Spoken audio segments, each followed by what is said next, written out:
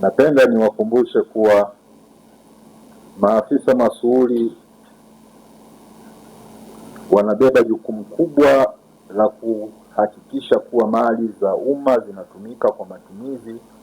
yaliyopangwa na kwa manufaa yaliyokusudiwa. Aidha, kwa kutambua kuwa maafisa masuhuli wanabeba jukumu kubwa la kuhakikisha kuwa mali za umma zinatumika kwa matumizi yaliyopangwa na kwa manufaa yaliyokusudiwa, Wizara ya Fedha imeandaa mafunzo haya ili kuwajengea uwezo wa maafisa masuhuli na viongozi wa taasisi za umma katika kutekeleza wajibu wao na kusimamia mali za serikali kwa ufanisi zaidi. Ndugu washiriki, tunapoelekea kuhitimisha mwaka wa fedha wa 25-26 na kuanza mwaka mpya wa 26-27, ni matarajio ya serikali kuwa maarifa mtakayopata hapa leo yatawezesha kuimarisha matumizi ya mfumo wa GAMIS, pia kuongeza uwajibikaji, kuboresha utunzaji wa mali na kupunguza hoja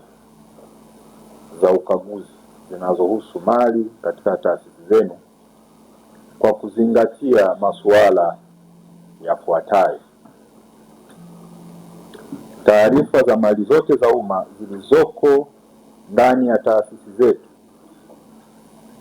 zitaingizwa na kutunzwa kwenye mfumo wa GAMIS na kuondoa hoja ya kutoingiza mali kwenye mfumo husika, na taarifa husika zitatumika kwenye kufunga hesabu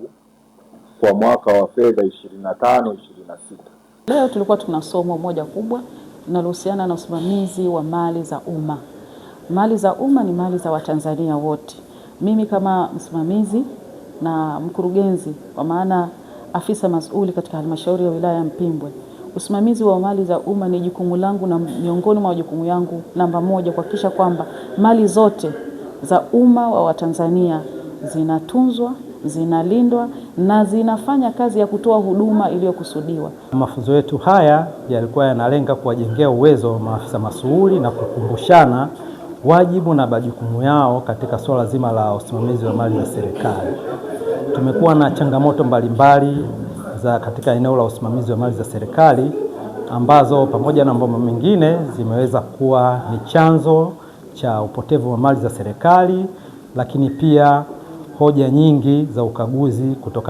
kutoka katika eneo hilo la usimamizi wa serikali za mali za serikali. Kupitia kikao hichi tumetoa uelewa mkubwa sana nini wajibu wa maafisa masuhuli katika jukumu zima la usimamizi wa mali za serikali, lakini pia kuona ni namna gani eneo la usimamizi wa mali za serikali linaweza likafanyika kwa ufanisi. Majukumu haya yamekuwa yakitekelezwa na watumishi walioko chini ya maafisa masuhuli,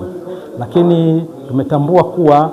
ni vizuri na muhimu sana maafisa masuhuli kwanza wakawa na ownership ya nini wajibu wao, ili utekelezaji wake unapofikia basi waweze kutoa support kwa wale maafisa ambao wana jukumu katika swala zima la usimamizi wa mali za serikali. Swala la usimamizi wa mali za umma ni swala la msingi sana, kwa sababu bila kufanya hivyo kuna mali zinapotea, na wakati mwingine sio kwa bahati mbaya, zijawekwa katika kumbukumbu kwa sababu ya wahusika kutokuwa na uelewa wa kutosha. Lakini vile vile mali za umma zinamaliza muda na zingine kuchakaa, lakini tumekumbushwa namna bora ya uondoshaji wa mali, uhamishaji wa mali za umma na kadhalika. Kwa hiyo mafunzo kama haya, ombi letu ni kuhakikisha kwamba yanaendelea kutolewa kwa wafanyakazi wengi.